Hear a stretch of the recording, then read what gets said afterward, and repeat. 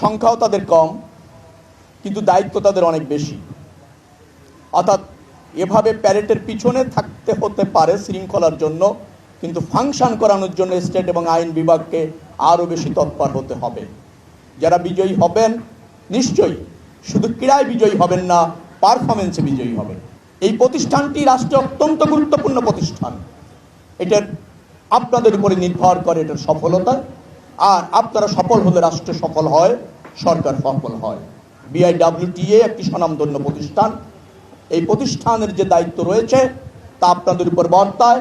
আপনাদের যে সমস্ত সিনিয়র অফিসাররা আমার পাশে আছেন, তাদের সার্বিক নির্দেশনা এবং আপনাদের সহযোগিতার মাধ্যমে সরকার এই প্রতিষ্ঠানকে আরও কার্যকর, আরও লাভজনক, আরও রাষ্ট্রবান্ধব করতে চায়। আমি আপনাদের সার্বাঙ্গিক সফলতা এবং মঙ্গল কামনা করে আজকের এই ক্রীড়া প্রতিযোগিতার শুভ উদ্বোধন ঘোষণা করছি।